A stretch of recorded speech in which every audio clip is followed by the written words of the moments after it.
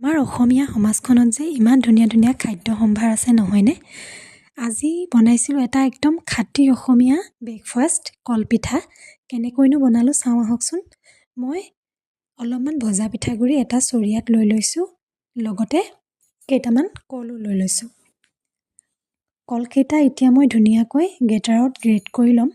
আপোনালোকে পিটিকিও দিব পাৰে, পিটিকি দিলে মানে কি হয় গোটা গোটা হৈ থাকে, সেইকাৰণে মানে ভাল নালাগে।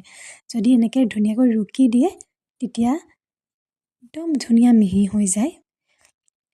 কলখিনি মই গ্ৰেটাৰত গ্ৰেট কৰাৰ পিছত ধুনীয়াকৈ চামুচেৰে লৰাই এতিয়া হাতেৰে আটাৰ নিচিনাকৈ এটা ডো তৈয়াৰ কৰি ল'ম। কলপাতকেইখন কাটি আনি থোৱা আছিলে, কিন্তু মোৰ ৰ'দত দিয়া নহ'ল, সেইকাৰণে মই ধুনীয়াকৈ গেছতে লেৰেলাই লৈছোঁ। লেৰেলাই ল'লে সুবিধা হয়।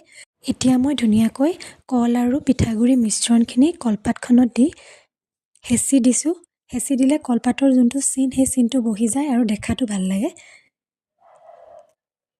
এতিয়া মই ধুনীয়াকৈ ওপৰতো ধুনীয়াকৈ হেঁচি হেঁচি দিম।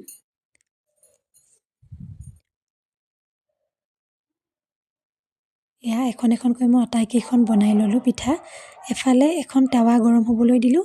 টাৱাখনত ধুনীয়াকৈ এতিয়া মই পিঠাটো দি দিছোঁ। এটা ছাইড ধুনীয়াকৈ সিজাৰ পিছত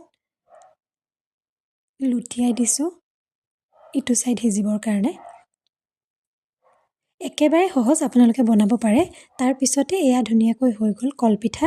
আজিলৈকৈ যদি খোৱা নাই, এবাৰ এই ৰেচিপিটো ট্ৰাই কৰি চাব পাৰে। বহুত হেল্ডি হয়, সকলোৰে বাবে উপযোগী।